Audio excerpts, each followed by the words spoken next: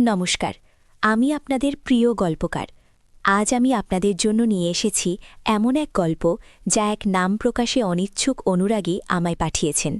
গল্পটি এতটাই গভীর, এতটাই রোমাঞ্চকর যে শুনলে আপনাদের গায়ে কাঁটা দেবে। এই গল্পে রয়েছে এক সাধারণ বাঙালি পরিবারের আড়ালে লুকিয়ে থাকা এক নিষিদ্ধ প্রেমের আখ্যান, এমন এক টানাপড়েন যা জীবনের সব সমীকরণ বদলে দিতে পারে। তবে এখানেই শেষ নয়, এই গল্পের কোনো এক হাঁকি আপনাদের প্রিয় গল্পকার আপনাদের জন্য নিয়ে আসবে একটি বিশেষ চমক। হ্যাঁ, আমি আমার ব্যক্তিগত আইএমও নাম্বারটি দেব, তাই নাম্বারটি পেতে হলে পুরো গল্পটি মনোযোগ দিয়ে শুনতে হবে। এই গল্পে আপনারা পাবেন তীব্র রোম্যান্টিক উত্তেজনা, একে অপরের প্রতি চুম্বকের মতো আকর্ষণ এবং সেই সাথে পারিবারিক সম্মান রক্ষার এক আপ্রাণ চেষ্টা। গল্পের শুরুটা হতে পারত খুবই সাদামাটা। আমাদের পরিবার, মানে আমার নিজের পরিবার, বেশ আটপৌড়ে। আমি, আমার স্বামী, আমাদের ছোট্ট ছেলে আর আমার শাশুড়ি। আমাদের জীবন চলত সাধারণ ছন্দে, কিন্তু সব কিছু এলোমেলো হয়ে গেল যেদিন থেকে রনিত আমার জীবনে এসেছিল। রনিত? হ্যাঁ, নামটা শুনলেই কেমন একটা শিহরণ জাগে। রনিত ছিল আমার চাচাতো বোনের প্রাক্তন প্রেমিকের ভাই। বুঝতেই পারছেন কতখানি দূর সম্পর্কের যোগসূত্র। কিন্তু দূরত্বের চেয়েও বড় ছিল সামাজিক দূরত্ব। আমার চাচার ছেলে, যার সাথে আমার বোনের সম্পর্ক ছিল প্রাক্তন প্রেমিকের ভাই। এই যোগসূত্রটা বড্ড জটিল। কিন্তু ভালোবাসার কি কোনো যোগসূত্র থাকে, নাকি তাকে বলি এক অমোঘ টান? আমি তখন সবেমাত্র বিয়ে করেছি। স্বামী কর্মজীবনে খুবই ব্যস্ত, প্রায়ই বাইরে থাকতে হতো। আমি ছিলাম একা। সেই একাকিত্বই হয়তো আমাকে ঠেলে দিয়েছিল এক অনিশ্চিত পথে। আমার চাচাতো বোন স্নেহা প্রায়ই আসত আমাদের বাড়িতে। ও ছিল আমার সবচেয়ে কাছের বন্ধু। ওর সম্পর্কে, ওর প্রেম ভালোবাসার গল্পে আমার অনেক আগ্রহ ছিল। ওর প্রাক্তন প্রেমিক রঞ্জন ছিল আমাদের পাড়ারই ছেলে। ওদের বিচ্ছেদটা বেশ নাটকীয় হয়েছিল। সেই রঞ্জনের ভাইই হল রনিত। প্রথম যখন রনিতকে দেখি মনে হয়নি এমন কিছু ঘটবে। ও এসেছিল একবার রঞ্জনের সাথে দেখা করতে। আমার বাড়ির সামনেই ওদের দেখা হওয়ার কথা ছিল। আমি তখন বারান্দায় দাঁড়িয়েছিলাম।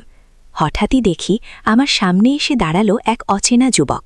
শান্ত, সৌম্য চেহারা, কিন্তু চোখের গভীরতা আমাকে স্তব্ধ করে দিয়েছিল। সেই চোখে কি ছিল আমি আজও ঠিক বুঝে উঠতে পারি না। সেই প্রথম দেখায় একটা অব্যক্ত টান অনুভব করেছিলাম।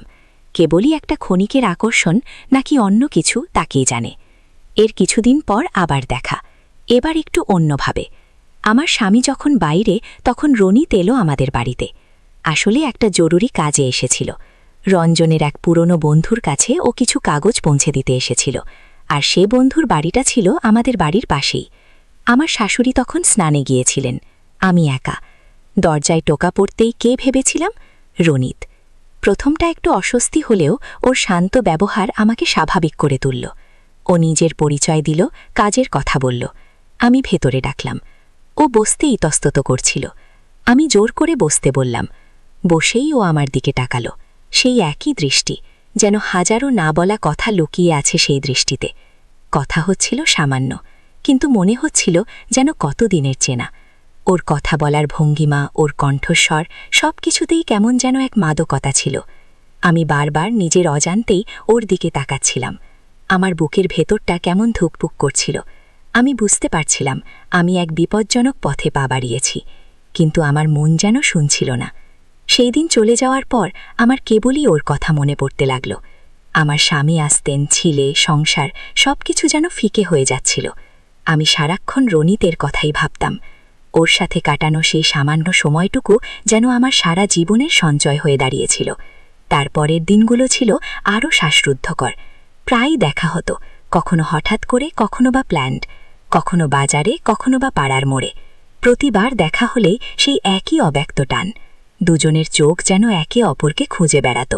নীরব ভাষায় কত কথা হতো তা কেবল আমরাই জানতাম। একদিন সন্ধেবেলা আমি বারান্দায় দাঁড়িয়েছিলাম। আকাশ মেঘলা, হালকা বৃষ্টি পড়ছিল। হঠাৎ দেখি রনিত এসে দাঁড়ালো আমাদের বাড়ির সামনে। অন্ধকারে ওর মুখটা ঠিক দেখা যাচ্ছিল না, কিন্তু আমি বুঝেছিলাম। আমার হার্টবিট যেন দ্বিগুণ হয়ে গেল। আমি কি করব ভেবে পাচ্ছিলাম না।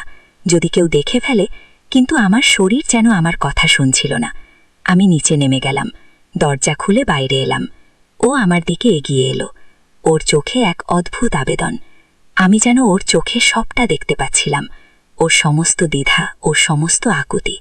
তুমি এখানে? ফিস ফিস করে বলেছিলাম। তোমাকে দেখতে এলাম, ও বলল। ওর গলার স্বরও কেমন যেন কাঁপা কাঁপা।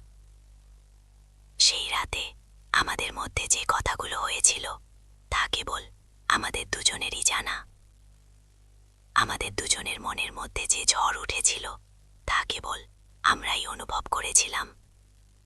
এক নিষিদ্ধ প্রেমের হাতছানি, এক এমন আকর্ষণ যা মানা, সম্মান, সমাজ সবকিছুকে তুচ্ছ করে দিয়েছিল। আমাদের সম্পর্কটা গোপনে চলতে লাগলো। প্রতিটা মুহূর্ত ছিল এক একটা রোমাঞ্চকর অভিজ্ঞতা। ভয়, আনন্দ, উত্তেজনা সবকিছুর এক অপূর্ব মিশ্রণ। কখনো রাতের অন্ধকারে দেখা করা, কখনো বা ছুটোনাতাই কাছে আসা। প্রতিটা গোপন মুহূর্ত যেন এক একটা অমূল্য রত্ন। আমার স্বামী যখন বাইরে থাকতেন, আমার একাকিত্ব বেড়ে যেত। আর সেই একাকিত্বই আমাকে রনিদের আরো কাছে টেনে আনত। আমরা জানতাম আমরা যা করছি তা ঠিক নয়। আমরা ভাঙছি সমাজের নিয়ম, ভাঙছি পারিবারিক সম্মান। কিন্তু মন যেন মানতে চাইছিল না। ভালোবাসা কি কখনো নিয়ম মানে, নাকি তাকে বলি এক অন্ধ স্রোত?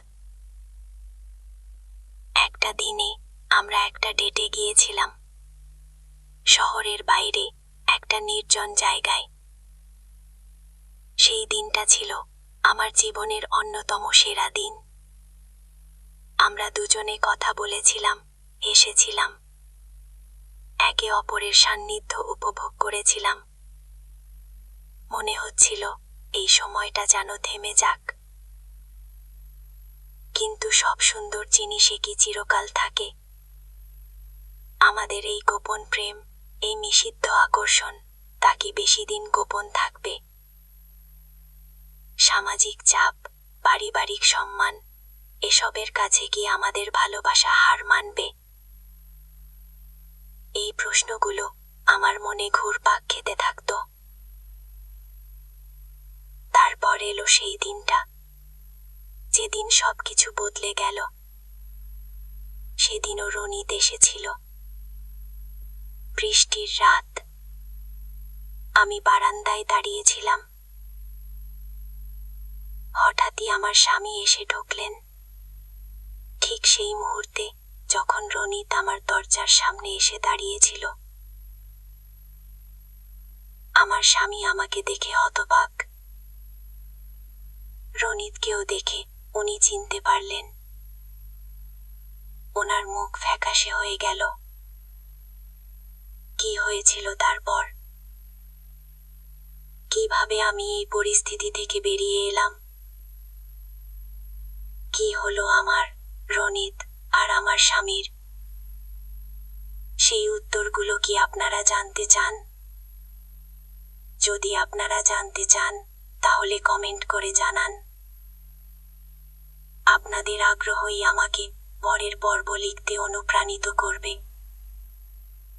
আর হ্যাঁ, সাবস্ক্রাইব করতে ভুলবেন না, কারণ আপনাদের জন্য আরো অনেক রোমাঞ্চকর, আবেগী এবং টান টান উত্তেজনার গল্প অপেক্ষা করছে।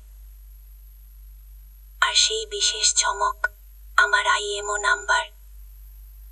তার জন্য অপেক্ষা করুন পরের পর্বে।